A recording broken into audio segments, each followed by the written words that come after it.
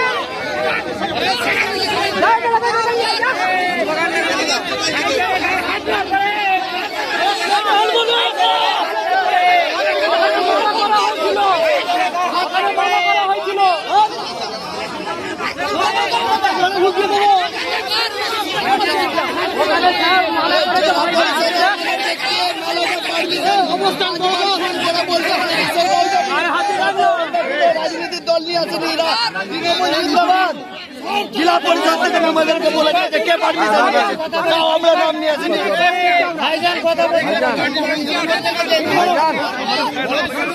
TMC আচার কে বাজে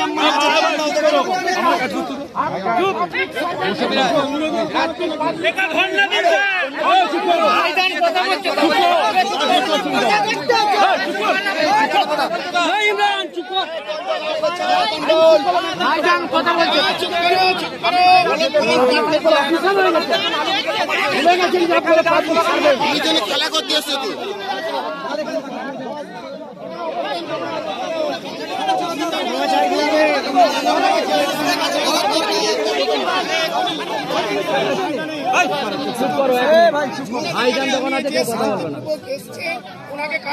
আজকে এখানে এলেন দেখুন আমি এসে আমার যে অভিযোগটা আছে সারেজমিনে এসে একটা জিনিস আমি দেখেছি আমি তো আর কি বলে সার্ভেয়ার নয় এক্সাক্ট পয়েন্ট ধরে ধরে বলতে পারবো না আমি একটা জিনিস দায়িত্ব নিয়ে বলতে পারবো কবরস্থানের সাথে বা মাজারের সাথে কিন্তু মেলা হচ্ছে মাজার একদম মাজারের পাঁচিলের সাথে হচ্ছে এটা নিয়ে মামলা হয়েছিল single bench division bench order পেয়েছে সেখানে মুসলিম সর্বসাধারণের ব্যবহারের জন্য বলে একাধিক বছর মামলা বন্ধ ছিল এখানে মেলা বন্ধ ছিল হঠাৎ 2024 থেকে এই ধরনের আবার হিংসা ছড়ানোর জন্য শুধু হিংসা নয় এটা পরিকল্পিতভাবে মুসলমানের মধ্যে যাতে মারামারি হয় এটা একটা চক্রান্ত আমি এটা বলছি আপনারা নোট করতে পারেন মুসলমানের মধ্যে মারামারি করে মাথা ফাটাফাটি করে মরুক তার একটা চক্রান্ত এটা রাজনৈতিক কিছু মদতপুষ্ট লোক আছে সেটা হচ্ছে আমি এখানে দেখলাম এখানে যারা বাদী বিবাদী দুই পক্ষের সাথে আমি কথা বললাম দুজনই কাগজ দেখিয়েছে দুজনের সাথে কথা বলেছি আমি কিছু কোশ্চেন করেছি বলছে ওরসের কথা করার কথা বলা আছে আমরা ওরসে কি না মুসলিম ধর্মীয় ওরস যদি হয় নাগরদুল্লাহ বা এই ধরনের যেগুলো আরো কিছু আছে যেগুলো আর বললাম না সবকিছু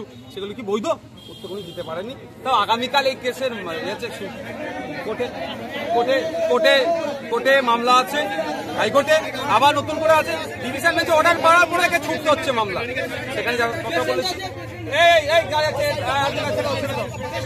রাস্তা ছেড়ে দাও তো এখানে এসেছি কথা বলেছি তবে একটা দুর্ব্যবহার দেখলাম দেখুন এখানে যখন ঘুরলাম আমার সাথে যারা এই গ্রামের মানুষজন আমি কিন্তু আমার পার্টির স্লোগান দিতে দিইনি যখনই বেরিয়ে আসছিলাম সেখানে এখানকার লোকাল এমএলএ যিনি তার নামে স্লোগান দিচ্ছে পার্টি এই ধরনের স্লোগান দিচ্ছে না এখানে বোঝাই যাচ্ছে একটা উদ্দেশ্য পরিণত ভাবে হয়তো তার নেতৃত্বে এই মুসলমানের অশান্তি হচ্ছে আমি আসার আগে বলে আসলাম ওখানে যে এইটাকে কেন্দ্র করে আপনারা নিজেদের মধ্যে মারামারি হানাহানিতে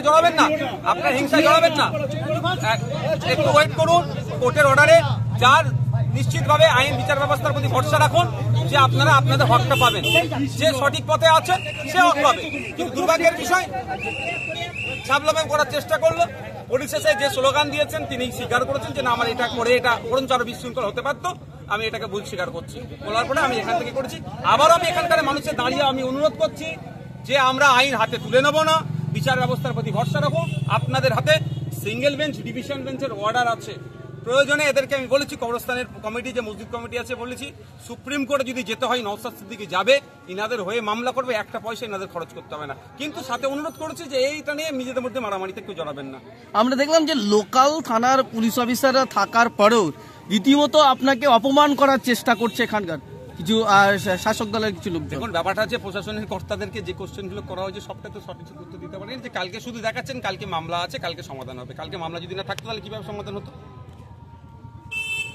তাহলে কি হতো? এটা তো প্রশাসনের দায়িত্ব এটা সমাধান করা ফার্স্ট স্টেজে। পারমিশনটা কোন অপদার্থ যে পারমিশনটা দিল, যেখানে ডিভিশন বেঞ্চের অর্ডার আছে, ডিভিশন বেঞ্চ যেখানে ভার্ডিক আছে, অর্ডার আছে, সেখানে কিভাবে দিল? জেলা পরিষদ না কোথা থেকে দিয়েছে? সেই জেলা আপনার পুলিশ অফিসার তো বলছে জেলা পরিষদ দিয়েছে। যে বলছে তাই অপদার্থটা, ও তো অপদার্থ, ওর বিরুদ্ধে তো আগামী দিনে মামলা হবে, ছাড়বো নাকি? ও এরকম করে মুসলমানের পাড়ার মধ্যে, এলাকার মধ্যে, মানুষের মধ্যে হিংসা ছড়াতে চাইছে, ছাড়বো নাকি ওকে? আর যদি কেউ মনে থাকে এই নেতা কাতার পিছনে থেকে করে, তো নেতা কাতাকেও টেনে নিয়ে যাবো কোর্টে। ক্ষমতা থাকলে নেতা কাতার ডাইরেক্ট বলুক যে এটা আমি অর্ডার বার করেছি, পেছন দিক দিয়ে দরজাতে লাপালাপি করলে হবে না। দম থাকলে সেই নেতা কাতা বলুক, আর একটা আপনারা ভিডিও রেকর্ড করে রাখবেন যে আমি পারমিশনটা বার করেছি, কার ক্ষমতা দেখবো, সেই নেতাকেও আমি কোর্টে টেনে নিয়ে যাবো। এবার আপনি বলুন এখানে যেটা 194 দাগের জন্য আমি কত দাগ আমি এখানে বলতে পারবো না? 194 দাগ যেখানে আছে অবস্থা, আপনি আমাকে যে কাগজটা কাটতে সেখানে দেখাচ্ছেন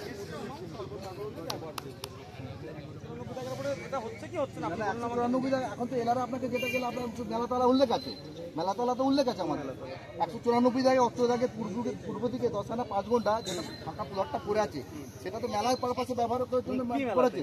এটা ঔরস মেলা, পীরের ঔরস মেলা। পীরের ঔরস মেলাটা কি রকম হয়? আমি এতে যাচ্ছি না, আর্গুমেন্টে যাচ্ছি না, আপনার সাথে।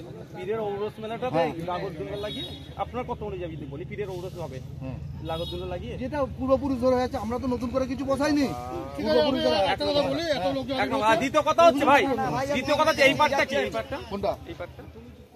এই পার্টটা এটা তো কবরস্থানের মধ্যে তো। কোনটা? বাড়িগুলো? না বাড়িতে আমি কেন যাবো? এই মাজারের কবরস্থানের সেই পীরের বললো কোন পীরের একটা মেলাতলা যেটা উল্লেখ আছে সেটা ওই দিকে তাহলে দোকানগুলো বন্ধ করতে হবে। হ্যাঁ, যেটা মেলাতলা উল্লেখ আছে সেই তার উপরই মেলাটা দোকানগুলো বসেছে সব। অবস্থান যেটা অরিজিনালি সেটা হেফাজত হয়ে গেছে।